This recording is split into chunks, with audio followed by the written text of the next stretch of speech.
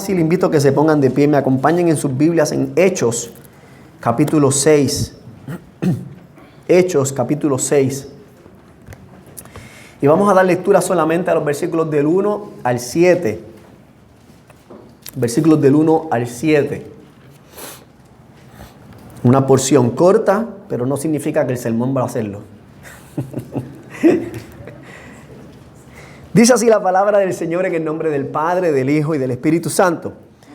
Por aquellos días, al multiplicarse el número de los discípulos, surgió una queja de parte de los judíos helenistas en contra de los judíos nativos, porque sus viudas eran desatendidas en la distribución diaria de los alimentos.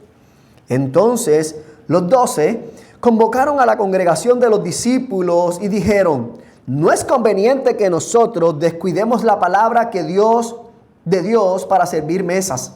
Por tanto, hermanos, escojan de entre ustedes 7 hombres de buena reputación, llenos del Espíritu Santo y de sabiduría, a quienes podamos encargar esta tarea. Y nosotros nos entregaremos a la oración y al ministerio de la palabra. Lo propuesto tuvo la aprobación de toda la congregación y escogieron a Esteban, un hombre lleno de fe y del Espíritu, y a Felipe, a Procoro, a Nicanor, a Timón, a Parmenas y a Nicolás, un prosélito de Antioquía. A estos los presentaron ante los apóstoles y después de orar pusieron sus manos sobre ellos. Y la palabra de Dios crecía y el número de los discípulos se multiplicaba en gran manera en Jerusalén, y muchos de los sacerdotes obedecían a la fe. Oramos. Dios y Padre bueno que estás en los cielos, vengo delante de tu presencia en esta mañana para rogarte, Padre, que por tu Espíritu Santo me ayudes a poder proclamar tu palabra con fidelidad, con claridad, con precisión, Señor, y que sea tu Espíritu Santo el que nos ayude a exponerla de una manera que tú seas glorificado y que la iglesia pueda entender, Dios mío, la importancia de lo que tú quieres enseñarnos por medio de ella. Te lo pedimos por Jesucristo. Amén y amén. ¿Se pueden sentar, amados?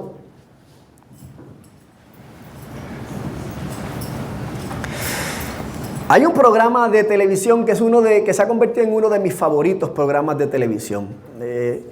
Es una serie que se llama Restaurante Imposible, o en inglés Restaurant Impossible.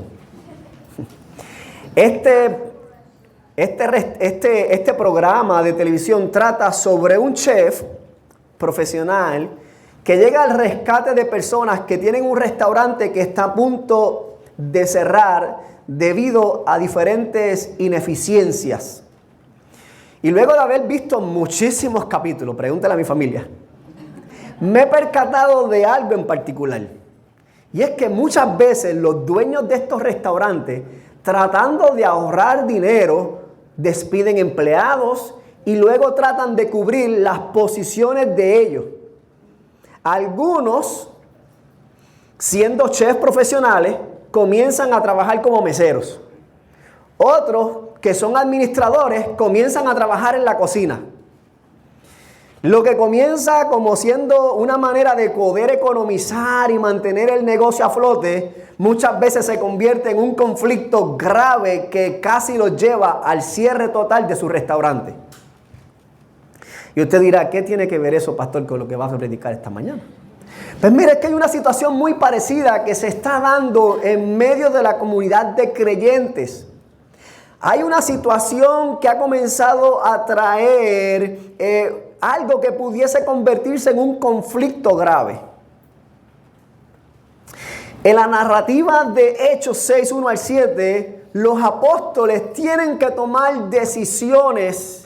Y de acuerdo a las decisiones que ellos tomen junto a la iglesia, los puede llevar a seguir hacia adelante en el crecimiento y la expansión del evangelio, o a la división y a detener el avance del evangelio en el punto en que se encuentran. Es un punto de inflexión, porque aún en medio de todo el sufrimiento, las cárceles, la oposición que se está dando, vemos que la iglesia ha estado ¿qué? Creciendo. Sin embargo, con el crecimiento, por lo general también aparecen los retos. Y es lo que encontramos aquí en esta narrativa. Los griegos, o los nativos helenistas, como también dice la versión, comienzan a quejarse de que las viudas griegas están siendo desatendidas y los apóstoles tienen que tomar una decisión que es crucial. Y la pregunta es, ¿cómo resolverán este asunto? ¿Cómo resolverán esta queja? ¿Cómo resolverán este conflicto? ¿Van a dividirse la tarea ahora entre los 12 apóstoles? Tú haces esto, yo hago aquello. ¿O simplemente van a ignorar la situación que se está dando? ¿Van a escoger cualquier persona y van a ponerlo, mira, ayuda ahí, mete mano tú como tú puedas? ¿O van a tener un cuidadoso escogido a ver quiénes son esas personas que deben tomar esta iniciativa a cargo? Así que es en medio de este contexto que los apóstoles se ven en la necesidad de sugerirle a toda la comunidad de discípulos que está creciendo abundantemente, que escojan a 7 hombres llenos del Espíritu, de manera que ellos puedan continuar haciendo a lo que Dios le ha llamado. Y es que orar y predicar. Por lo que podemos decir entonces que la idea central de este pasaje es que cuando la iglesia responde espiritualmente a sus conflictos internos, el evangelio o el avance del evangelio continúa. Cuando la iglesia responde espiritualmente a sus conflictos internos, el avance del evangelio continúa. Y si lo queremos ver de una manera negativa, cuando la iglesia toma decisiones que no son espirituales, por salir del paso, el avance del evangelio se detiene. Por eso hemos puesto por título a este sermón, la elección de los 7. Una solución espiritual a un conflicto peligroso. Una solución espiritual a un conflicto peligroso. Y lo primero que nos presenta Lucas en el versículo 1 es el conflicto peligroso. Lucas comienza presentando la realidad de la iglesia en aquellos días. Dice que por aquellos días, al multiplicarse el número de los discípulos, surgió una queja. Ahí está, de buenas a primeras, Lucas dice, había muchas cosas pasando buenas, había mucho crecimiento, pero en medio del crecimiento había comenzado a darse la queja. No sabemos el tiempo exacto que ha pasado entre la llegada del Pentecostés hasta que se da esta situación de queja o murmuración, como dice algunas versiones, pero sí podemos decir que han pasado quizás algunos meses. Sabemos que en el primer sermón de Pedro se convirtieron 3,000 personas. Para el segundo sermón habían aproximadamente 5,000 varones, sin contar mujeres y niños, así que pudiéramos decir que la iglesia aproximadamente pudiese haber sido entre 15,000 y 20,000 personas. Y 12 apóstoles están trabajando con una iglesia creciente entre 15,000 y 20,000 personas. Y obviamente con el crecimiento llegan los retos y llegan los conflictos. Dice que entonces los judíos estaban helenistas, o sea, cuando habla de helenistas son personas judías que crecieron dentro de la cultura griega. ¿Okay? Son personas judías que crecieron dentro de la cultura griega. Es como decir un puertorriqueño que se muda a Estados Unidos y crece en New York. Y ese ya es ¿qué? New Yorican. Y regresa ahora a Puerto Rico. Y ahora está en medio de puertorriqueños criados en Puerto Rico. Pues los helenistas eran judíos que se habían ido a diáspora, han regresado ahora, pero la cultura que tienen ¿cuál es? No es la judía hebrea, es la judía helenista, de donde provienen. Y dice que ellos estaban murmurando o quejándose porque los judíos nativos estaban desatendiendo las viudas griegas en la distribución diaria de los alimentos. Si recuerdan, los apóstoles en un momento dado estaban sirviendo en el sentido de que las personas por voluntad propia vendían sus propiedades y traían el dinero a los pies de los apóstoles. Los apóstoles están haciendo la distribución. Pero ya esto se está saliendo de control en el sentido que es demasiado trabajo. Demasiado trabajo. Al punto que se vuelve una queja, un conflicto interno. Satanás, que ya viene tratando de oponerse al crecimiento de la iglesia a través de oposición, a través de amenazas, a través de cárcel. Vimos también como el mismo Dios tiene que purificar a la iglesia de Ananías y Zafira, gente hipócrita espiritualmente. Y ahora, como Satanás nunca se queda de brazos cruzados, trata de romper la iglesia ¿desde dónde? Desde adentro mismo. Un conflicto interno que si no se trabaja bien va a causar división en pleno crecimiento y expansión del evangelio. Así que este conflicto trae descontento, se comienza a dar un pecado que es el pecado de la murmuración, que en puertorriqueño nosotros decimos el chisme. No necesariamente porque haya sido algo inventado, posiblemente estaba pasando, pero no se estaba trabajando de la manera adecuada. Estaban convirtiendo una necesidad real en un bochinche. Eso es lo que estaba sucediendo. Eso es lo que está diciéndonos Lucas aquí. Así que hay una necesidad real de atender a las viudas. Como nosotros sabemos, en ese tiempo no existía el Seguro Social, no existía el Medicare, no existía el PAN. Es la iglesia que se tiene que hacer cargo de sus propias viudas. Obviamente, conforme crece el número de creyentes, pues crece también el número de viudas, que obviamente son viudas que no tienen familiares, ni hijos, ni nietos, ni personas cercanas que puedan cuidarla. Así que ellos están haciendo lo que les corresponde. Pero es muy difícil lograr cumplir con todo esto. Así que se hace necesario que pase algo para que este problema, si no se atiende de una manera adecuada, va a causar un daño terrible, no solamente al testimonio de la iglesia, sino al nombre de Jesucristo. Porque la gente está ¿qué? Observando.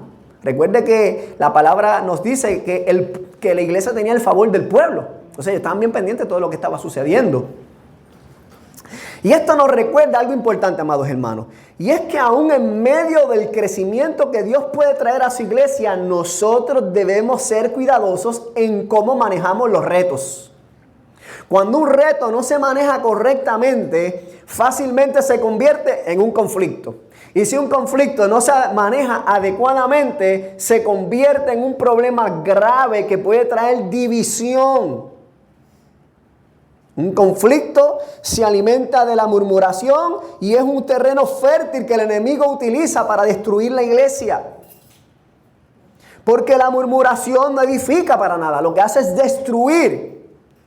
Por eso nosotros, cuando vienen retos, dificultades, lo que debemos hacer es hablar con las personas adecuadas de una manera humilde y prudente para entonces buscarle soluciones bíblicas. Y una pregunta entonces que nos tenemos que hacer como creyentes es si yo soy un tipo de persona que se pasa murmurando, quejándome, o soy una persona que trata de buscarle solución a las situaciones que se están dando. Y si tú eres una persona que constantemente estás quejándote y murmurando, hoy es un buen día para arrepentirte de tu pecado y venir delante del Señor, que también es rico para perdonar y también puede perdonarte de eso. Lo segundo que nos encontramos es una respuesta, una propuesta acertada, versículos 2 al 4.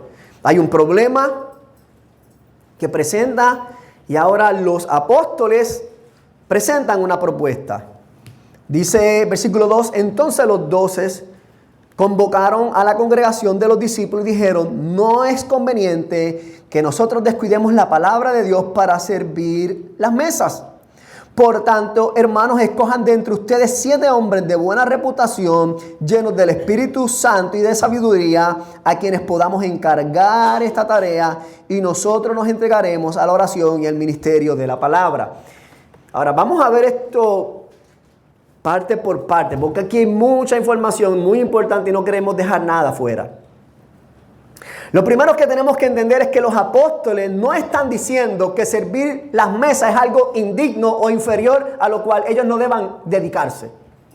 Porque ellos vienen trabajando ya de antemano en el servicio, hace ya quizás un tiempo atrás. Lo que ellos están diferenciando es cuál es el llamado que tienen ellos como apóstoles.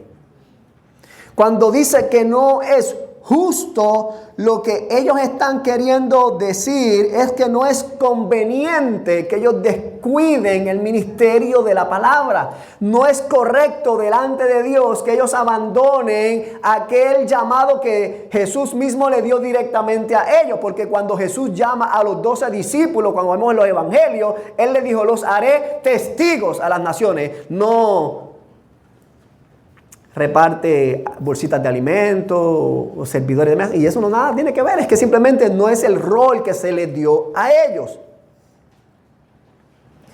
Como hombres llamados a testificar de Jesucristo, ellos corrían el peligro de descuidar lo prioritario para atender lo importante. Y muchas veces a los pastores nos sucede eso. Tenemos que dejar lo prioritario para atender lo importante. Ambas cosas tienen valor delante del reino, pero unas cosas que tienen prioridad y otras que son secundarias. Es por eso que entonces ellos deciden, a los hermanos: escojan ustedes entre ustedes 7 hombres de buena reputación, llenos del Espíritu Santo, de sabiduría, a quienes nosotros podamos encargar esta tarea. Vemos aquí entonces algo importante, y es que los apóstoles involucran a toda la congregación en el proceso. Ellos no son los que deciden quiénes van a ser los encargados. ¿Por qué? Porque ellos entienden que la congregación conoce muy bien a su gente y por lo tanto ellos pueden discernir quiénes son los que pueden servir mejor en esta área. Segundo, y es que aunque la congregación participa, los apóstoles hacen algo, y es establecer los requisitos. Ok, ustedes cogen, pero estos son los requisitos.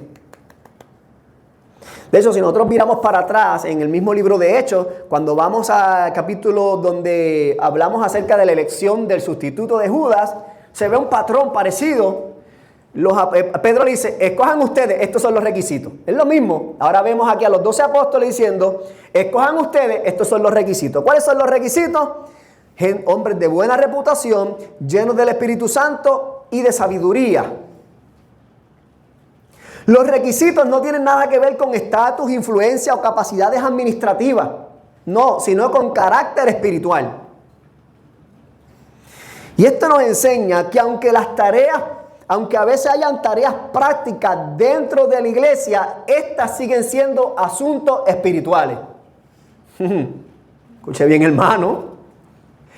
Los asuntos prácticos de la iglesia, de servir dentro de la iglesia, siguen siendo asuntos espirituales, porque la iglesia es del Señor. Amén. No hay ninguna actividad, ningún servicio dentro de la iglesia que no sea espiritual. A veces tendemos a pensar que el que predica, lee la palabra y ora es una actividad espiritual, y el que barre, mapea y sirve no es espiritual. No. Toda tarea dentro del cuerpo de la iglesia es una tarea espiritual, y por lo tanto las personas que sirven deben ser gente espiritual. Pero no solamente son gente espiritual, sino que son gente llena de sabiduría. Y cuando habla de sabiduría, son gente que tienen materia para tomar decisiones prácticas al momento de solucionar problemas. Yo siempre le digo a mis hijos que la inteligencia sirve de muy poco si no eres sabio. Tú puedes tener mucha información en tu cabeza y si no sabes usarla, no sirve para nada. Yo prefiero gente sabia que gente demasiado inteligente, con mucha información.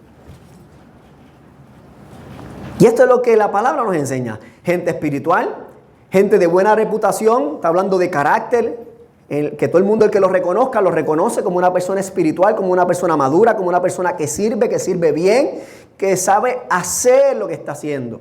Ahora bien, Hay que reconocer que Lucas no está aquí pretendiendo establecer una estructura rígida de cómo debe ser ahora en todas las iglesias. Así que todas las iglesias deben tener 7 hombres. No, simplemente ellos escogieron 7 porque era la necesidad que tenía esa iglesia.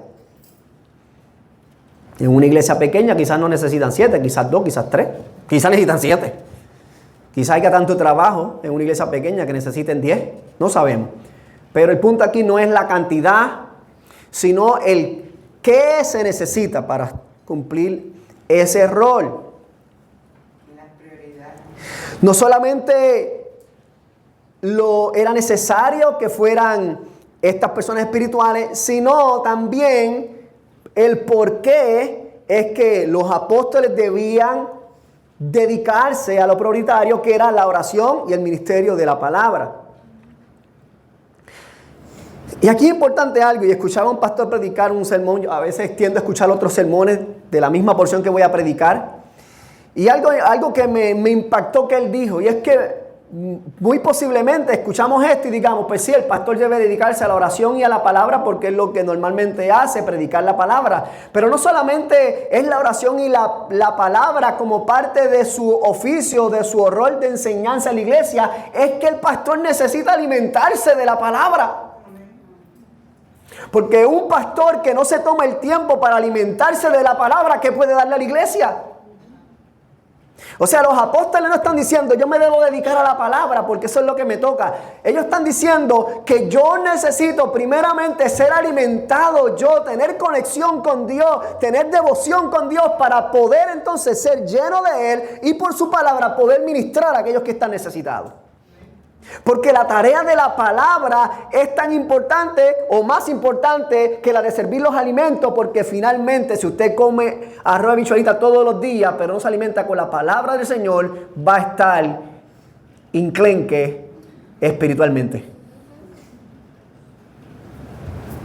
Va a estar desnutrido espiritualmente. Y mejor pasar un poquito de hambre en la semana, porque en la nevera quizás lo que tenga un poquito de agua y arroz, pero que cuando llegue el domingo usted sea bien alimentadito. Aleluya. Entonces, eso nos lleva a varias preguntas para examinarnos. Primero tenemos que examinarnos cómo nosotros nos movemos a resolver los conflictos. Cuando viene un conflicto, ¿están mis propuestas alineadas a la palabra del Señor? Buscándole solución a ese conflicto. ¿Estoy estableciendo o estamos como iglesia estableciendo prioridades correctas a la hora de resolver conflictos? ¿Qué es más importante? ¿Servir la mesa y abandonar la palabra? ¿Estamos observando la obra de Dios en la vida de los que sirven para poder decir si realmente esta persona es una persona madura, espiritual y llena de sabiduría? Son muchas preguntas que nos tenemos que hacer, amado hermano. Y son preguntas que tenemos que hacer no solamente para hacernos la pregunta, me hice la pregunta, ok, no. Es para que examinemos, reflexionemos y observemos. Porque nosotros también somos una iglesia. Somos una iglesia que Dios está trayendo gente a salvación y que está creciendo. Obviamente no estamos creciendo a la velocidad que creció la iglesia primitiva, pero estamos creciendo. Y van a surgir conflictos, y han surgido conflictos, y ha habido que resolverlos. Entonces aquellos que desean servir bien en la iglesia, primeramente deben procurar crecer en su carácter, en su sabiduría y buscar estar lleno del Espíritu Santo. ¿Te quieres servir en la iglesia? Primeramente, llénese del Espíritu Santo, crezca en madurez, crezca en sabiduría y tenga humildad. Pero también la iglesia necesita que estar pendiente para ver quiénes son los que están creciendo. Porque cuando el pastor le diga, escojan entre ustedes aquellos hombres y mujeres que están listos para servir, que sean maduros de carácter, ahí van a sentarse, ay, déjame ver quién es entonces. No, ya la iglesia tiene que estar observando hace rato. Ay, yo no sé, aquí no hay nadie. Si no hay nadie, entonces yo estoy haciendo un trabajo pésimo, me pueden votar hoy mismo. Sí. Hoy mismo. Tenemos que ser bien cuidadosos, hermanos, a quienes nosotros le damos oportunidades de servicio. Y esto no se trata de posiciones, se trata de servir. Porque cuando ponemos personas que no están cualificadas en áreas de servicio, el reino se afecta. Pero también cuando el pastor abandona su llamado principal para ocuparse constantemente de asuntos secundarios, también la iglesia sufre. Por eso entonces es necesario, como dice el versículo 5 y 6, un escogido selecto. Los apóstoles les dan, esto es lo que necesitamos hacer, estas son las características que tienen que tener las personas para que nosotros podamos entonces dedicarnos a lo prioritario. Versículo 5. ¿Qué dice? Lo propuesto tuvo la aprobación de toda la congregación y escogieron a Esteban, un hombre lleno de fe y del Espíritu Santo, y a Felipe, y a Procoro, y a Nicanor, a Timón, a Parmenas, y a Nicolás, un prosélito de Antioquía. A estos les presentaron ante los apóstoles y después de orar pusieron sus manos sobre ellos. Cuando observamos los nombres de estos hombres nos vamos a dar cuenta, bueno, quizás no tan fácilmente, pero si indaga, se da cuenta que estos nombres no son nombres judíos, son nombres griegos.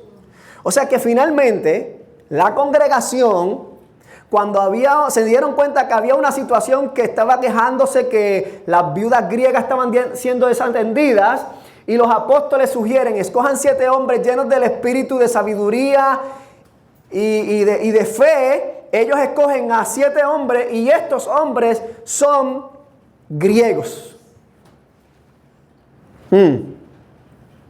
Y esto es bueno notarlo. ¿Por qué? Porque aún en medio del conflicto la iglesia se mantuvo unida espiritualmente. No permitieron que el conflicto creara divisiones ahora. Pues no, pues vamos a poner ahora a los hebreos para que velen bien. O vamos a hacer esto. No, nada de eso. Nada de eso. La iglesia entendió que quienes mejor podían atender aquella necesidad eran hombres que conocieran el trasfondo cultural de las viudas griegas. En vez de dividirse por diferencias culturales, el evangelio estaba formando una nueva familia donde la identidad principal ya no es ser hebreo o ser griego, sino pertenecer a Cristo. Aleluya. Gloria a Dios. La iglesia, cuando se une, no importa de qué país usted venga, dominicana, Colombia, puertorriqueño o cubano, somos uno en Cristo. Y yo me gozo saber que en esta iglesia hay dominicanos, colombianos, cubanos y puertorriqueños. Y alemanes. Y alemanes. Amén. Y mexicanos. Y mexicanos también. Somos una iglesia multicultural. Pero todos estamos unidos por Cristo. Y eso es precisamente lo que hace el evangelio. Derriba las barreras multiculturales. Una persona distinta en un solo cuerpo con una sola misión.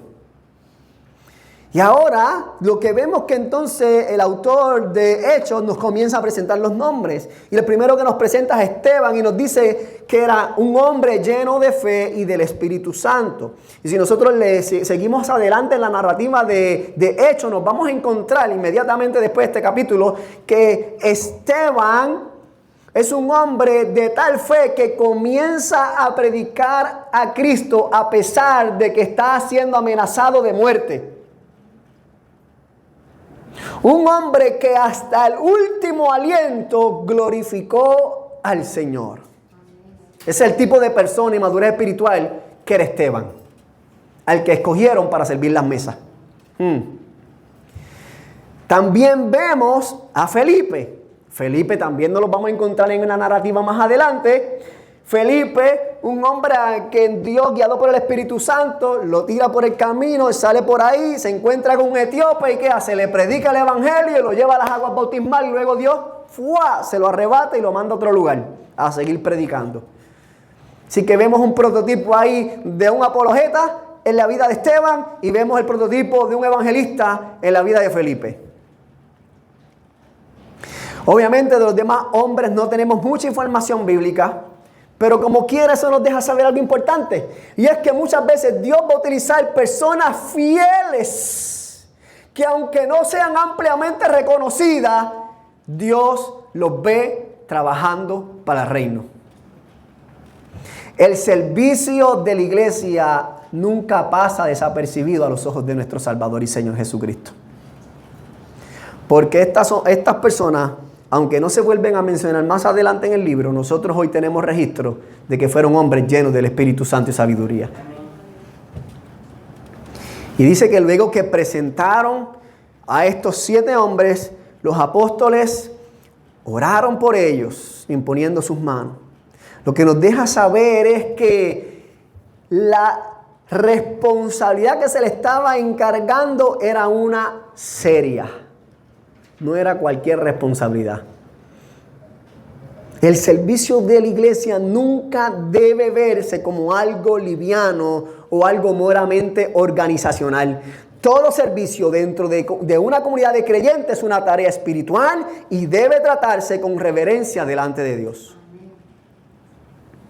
Vemos nuevamente a la iglesia escogiendo personas que han demostrado madurez espiritual, servicio y sabiduría en medio de la comunidad. Estas personas no estaban esperando un título para comenzar a servir, eran creyentes que ya servían fielmente. Vemos que hay una humildad y una madurez en la congregación al reconocer que estos hombres eran los más capacitados para aquella necesidad. Lo que nos deja saber es que nosotros como iglesia debemos involucrarnos responsablemente en reconocer y afirmar personas capacitadas espiritualmente para servir. Mientras los pastores, en el caso mío, yo, debemos enseñar fielmente la palabra para que quienes sirvan puedan hacerlo de una manera bíblica y espiritualmente para la gloria de Dios. O sea, la responsabilidad del pastor es predicar la palabra fielmente, de manera que los que sirvan estén preparados fielmente por medio de la palabra para servir para la gloria del Señor. Entonces, una pregunta que podemos hacernos es: ¿a quiénes Dios está llamando a servir en áreas de necesidad de la iglesia? Como iglesia, ¿podemos identificar personas de buena reputación, llenas del Espíritu Santo y sabiduría para servir? Si es así, gloria a Dios por eso. Por último, entonces vemos un resultado bendecido. Versículo 7. Y la palabra de Dios crecía y el número de los discípulos se multiplicaba en gran manera en Jerusalén y muchos de los sacerdotes obedecían a la fe. Lucas cierra esta sección presentando el resultado de aquella decisión tomada por medio de la comunidad de creyentes. ¿Cuál fue el resultado de esta decisión? Y la palabra crecía y el número de los discípulos se multiplicaba en gran manera. O sea, si ya habían aproximadamente entre 15,000 y 20,000, cuando usted multiplica, fácilmente pudiese ser 30, 40. Aquel conflicto que pudo haberse convertido en una división terminó convirtiéndose en una bendición para la expansión del reino. Los apóstoles nuevamente pudieron dedicarse a la oración y la palabra, mientras otros creyentes entonces servían fielmente en áreas de necesidad. Y esto nos deja algunos principios importantes. Número 1 es que cuando en la iglesia hay personas llenas del Espíritu Santo que sirven fielmente, la palabra de Dios recibe preeminencia. Cuando hablamos de preeminencia, estamos hablando de prioridad, primer lugar. Lo que sería contrario es que cuando en la iglesia no hay gente que sirva espiritualmente bien, la palabra entonces deja de tener el primer lugar para convertirse quizás en un segundo o tercer lugar. ¿Y qué es lo que sucede muchas veces en algunas iglesias? Que se convierten en sitios de asistencia social a la comunidad y dejan de predicar el evangelio, que es lo que se supone que pase. ¿Me va entendiendo? Nosotros pudiéramos tener un comedor aquí y servir alimentos todos los días, y si aquí no se predica la palabra, no estamos haciendo nada. Pero cuando hay gente que sirve fielmente al Señor y pastores que se dedican a la palabra y la oración, entonces las cosas están bien establecidas. Lo que permite es que Dios comience o más bien continúe obrando en la expansión del reino. Porque cuando hay gente que sirve fielmente, los pastores entonces pueden dedicarse a la oración y al ministerio de la palabra, que es su llamado principal. Esto no significa que el pastor no pueda bajar las hojas del patio. Claro que puede y lo hará. Amén. Eso no significa que el pastor no pueda coger un rolito y pintar una pared. Claro que puede y lo ha hecho. Amén. Pero lo que sí significa es que si el pastor tiene que hacerlo porque no hay nadie más que lo haga, es un problema. Eso sí que es un problema. Porque el pastor está para servir juntos con los hermanos, pero no está principalmente para estar cubriendo esas áreas de necesidad. Si usted quiere ver esta iglesia creciendo, primeramente tiene que asegurarse de que el pastor está cumpliendo con su rol principal, que es el de orar y estudiar la palabra, sin dejar de descuidar las otras cosas. Pero cuando usted se cuida mutuamente los unos a los otros, y hay gente que se sirve bien, fielmente, créame que vamos a seguir experimentando crecimiento y bendición del cielo en este lugar. Aleluya. Porque una iglesia que se desenfoca de su misión principal de ser testigo de Jesucristo, también afecta el avance del evangelio. Otro detalle importante que Lucas enfatiza es que el crecimiento es en el número de los discípulos, no en el número de la gente que venía a visitar. Hay muchas iglesias que están llenas de gente, pero muy pocos discípulos. Nosotros no necesitamos, aunque obviamente de un lugar se llena al otro, cuando vienen visitas, aceptan a Jesucristo, se hacen discípulos. Pero de nada valdría tener este lugar lleno de gente y que no haya gente siguiendo a Cristo fielmente. Lo que significa que estas personas eran discípulos, significa que venían, se reunían, habían confesado a Jesucristo, habían sido bautizadas y ahora estaban aprendiendo a vivir en obediencia a Cristo. Es una iglesia que está compuesta por discípulos y no por consumidores. Y finalmente, Lucas dice que inclusive muchos sacerdotes obedecían la fe. O sea, aquellos que estaban en contra de la predicación del evangelio, ahora al ver y escuchar la predicación del evangelio y al ver a una iglesia que estaba continuamente sirviéndose los unos a los otros, al ver una iglesia que en medio de los conflictos podían llegar a acuerdos mutuos y poder seguir trabajando para el avance del reino, y decía, wow, esto yo nunca lo había visto. Amén. ¿Qué es lo que está pasando aquí? Y estaban creyendo y obedeciendo a la fe. Gente que había primero estado en contra de la gente, del pueblo de Dios, ahora están uniéndose al pueblo de Dios.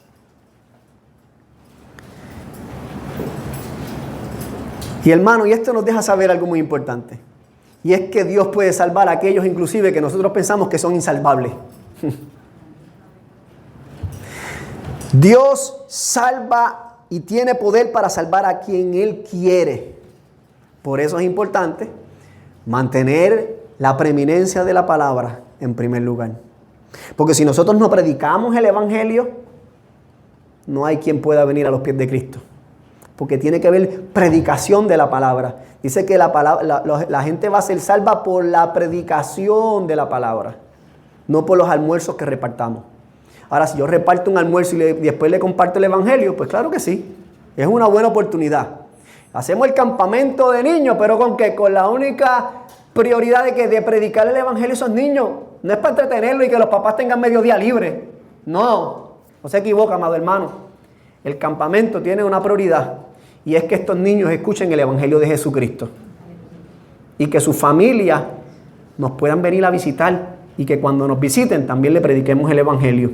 Y que puedan ver el servicio amoroso que hay en medio de su iglesia. Y que puedan experimentar el amor de los unos a los otros. Y que puedan decir, aquí hay algo que está pasando que yo nunca había visto. ¿Cómo es posible que gente de diferentes culturas, diferentes lugares, diferentes edades puedan unirse para servirse en amor los unos a los otros? Eso lo hace Cristo.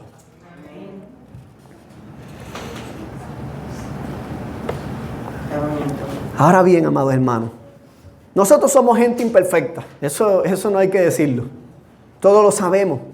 Van a llegar momentos en la vida de la iglesia donde van a surgir conflictos. La pregunta que nos tenemos que hacer es cómo vamos a responder ante ellos.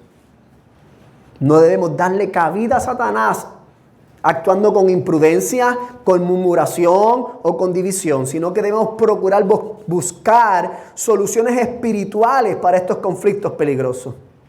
Debemos observar cuáles son las necesidades de la iglesia y quiénes son aquellos creyentes llenos del Espíritu Santo y sabiduría que Dios está levantando para servir. Y no permitamos que por atender lo importante descuidemos lo prioritario, la oración y la palabra. Pero hay una realidad. Ninguno de nosotros puede vivir de una manera simplemente por esfuerzo humano. Porque en ocasiones fallamos en amar, fallamos en servir, fallamos en preservar la unidad y dar prioridad a lo que realmente importa.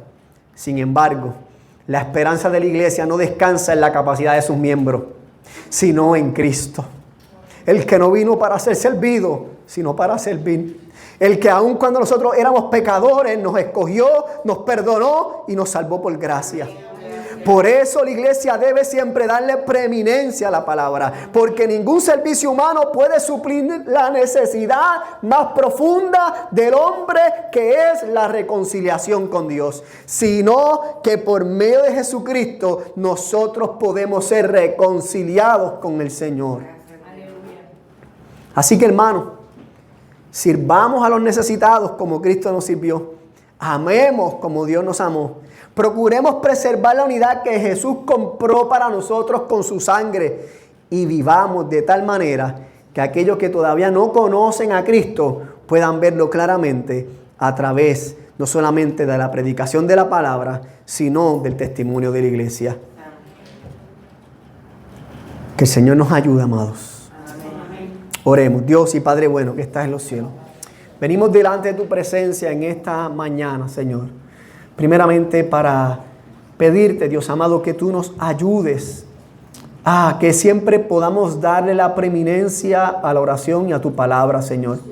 A reconocer, Padre, que el llamado principal de tu iglesia es a testificar de Jesucristo, Señor. Padre, pero que en cada lugar donde tú has estado salvando gente y has llamado a algunos para ser predicadores y maestros de tu palabra, también tú has llamado personas para el servicio, Señor, para servir, Señor, con amor, con humildad, con regocijo, a aquellos que están en necesidad, Señor. Ayúdanos a que como iglesia podamos reconocer a aquellos que tú estás llamando para este tiempo, Señor, de manera que la palabra permanezca en el lugar que tiene que estar, Señor, sin descuidar ninguna de las necesidades que puedan haber en medio de tu iglesia. Perdónanos si en algo hemos fallado, Señor, y ayúdanos cada día a seguir creciendo, Señor, en amor, en unidad y en servicio para la gloria de tu nombre. Por Cristo Jesús te lo pedimos, Señor nuestro. Amén y amén.